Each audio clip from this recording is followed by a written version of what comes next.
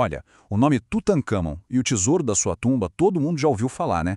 Mas a história dessa descoberta que simplesmente fascinou o mundo esconde um segredo, um que ficou guardado nas sombras por um século inteiro. Vamos mergulhar na história que não foi contada. Sim, coisas maravilhosas. Imagina só ouvir isso. Foram essas as palavras que o arqueólogo Howard Carter sussurrou lá em 1922, quando ele espiou por uma frestinha na rocha. Depois de anos e anos de uma busca exaustiva no Vale dos Reis, no Egito, ele finalmente tinha encontrado alguma coisa. Um brilho de ouro, que era só o primeiro sinal de um tesouro que ninguém conseguia nem imaginar. A imagem que o mundo comprou foi a de um explorador britânico, super corajoso, fazendo a descoberta da sua vida. Só que essa imagem, que estampou as manchetes por 100 anos, esconde uma parte fundamental da verdade. É que o explorador não estava sozinho. E a história dos egípcios que fizeram tudo aquilo acontecer ficou, praticamente sem ser contada. E olha, isso não foi um simples golpe de sorte, não. Lá em 1907, um outro explorador já tinha desistido falando que o vale estava esgotado. Mas o Carter e o seu patrocinador, o Lord Carnarvon, insistiram por 5 temporadas frustrantes. Em 1922, o dinheiro já estava acabando e o Carnarvon estava pronto para jogar a toalha. O Carter praticamente implorou por mais uma chance, chegando a se oferecer para pagar do próprio bolso. Foi nessa última e desesperada tentativa que eles acharam o primeiro degrau de uma escada que estava escondida. E o que estava por trás daquela porta selada mudaria a arqueologia para sempre. Vamos dar uma olhada no tesouro inacreditável que eles descobriram. Para ter uma ideia, lá dentro tinha 5.398 objetos. Isso fez da tumba o sepultamento real mais completo já encontrado. O problema é que 3.000 anos de umidade tinham danificado muita coisa. Cada item precisou de um trabalho de conservação super meticuloso, um projeto tão gigante que levou uma década inteira para ser concluído. Esses itens nos deram uma janela inédita para a vida de um rei. E não eram só tronos de ouro e carruagens, não. Tinha de tudo. Os jogos de tabuleiro dele, suas roupas de linho e até um punhal feito de um meteorito. Um metal que vinha dos céus, considerado na época mais valioso que o próprio ouro. Incrível, né? Claro que a notícia de um tesouro tão incrível não ia ficar em segredo. A descoberta não apenas reescreveu a história. Ela deu início a uma obsessão global.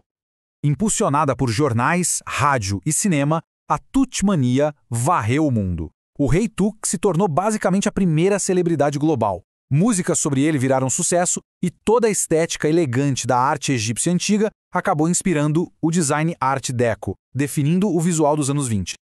E claro, junto com a fama veio a ficção. Quando Lord Carnarvon morreu por causa de uma picada de mosquito infectada meses depois, a mesma mídia que criou a Tutamania inventou uma nova história, a Maldição do Faraó. O mais impressionante é que nunca encontraram nenhuma inscrição de maldição na tumba. Nenhuma. Mas o mito pegou de um jeito que ficou mais famoso que a própria verdade. Mas vamos olhar de novo com atenção para aquelas fotos clássicas da escavação. Quem são aqueles homens egípcios sem nome, que aparecem no fundo? A história deles ficou nas sombras por quase um século, mesmo eles sendo os verdadeiros especialistas que tornaram a descoberta possível. Então, vamos deixar um pouco de lado a história oficial e descobrir a realidade da escavação e as contribuições essenciais dessa equipe esquecida. Enquanto Carter e Carnarvon viravam celebridades, a equipe de mais de 50 egípcios qualificados, que de fato encontrou e escavou a tumba, permaneceu anônima. E eles não eram simples trabalhadores, eram arqueólogos experientes, e o conhecimento que eles tinham do local foi essencial. Mesmo assim, em quase todos os relatos, eles foram simplesmente apagados da sua própria história. Essa citação da egiptóloga Christina Riggs vai direto ao ponto. Na arqueologia da era colonial existia uma regra não dita. O crédito ia para os europeus brancos que pagavam as contas, não para os egípcios cujo conhecimento e trabalho duro levaram à descoberta. E essa exclusão não era por acaso.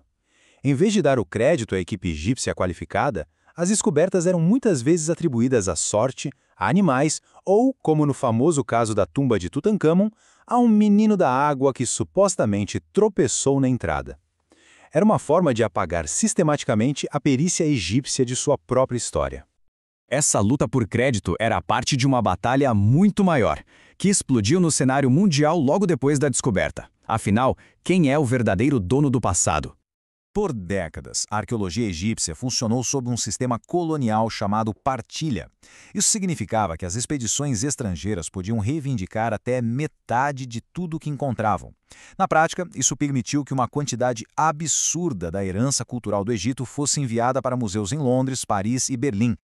Mas o timing da descoberta foi perfeito. O Egito tinha acabado de conquistar a independência da Grã-Bretanha, e o movimento de orgulho nacional conhecido como faraonismo estava crescendo. O tesouro de Tutancâmon se tornou um símbolo poderoso da soberania da nação. O novo governo egípcio bateu o pé, desafiou a tradição e recusou a reivindicação de Carnarvon à metade do tesouro.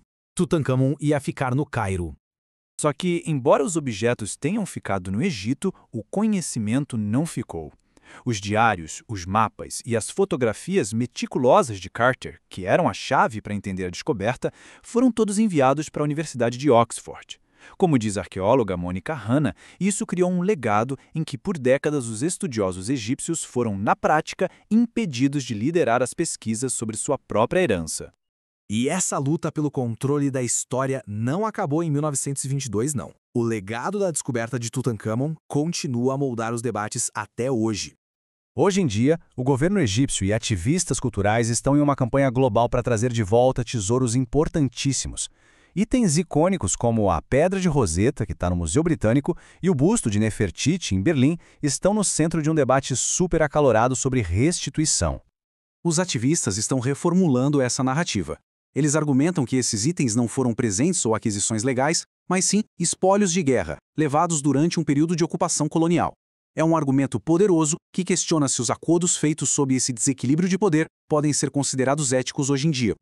Então, 100 anos depois, a história de Tutancâmon é muito mais do que só ouro e maldições. É sobre descoberta, sobre colonialismo e sobre uma luta contínua pela propriedade da própria história. E isso nos deixa com uma pergunta fundamental. Quando contamos histórias sobre o passado, quais vozes estamos celebrando e, mais importante, quais vozes ainda estamos deixando nas sombras?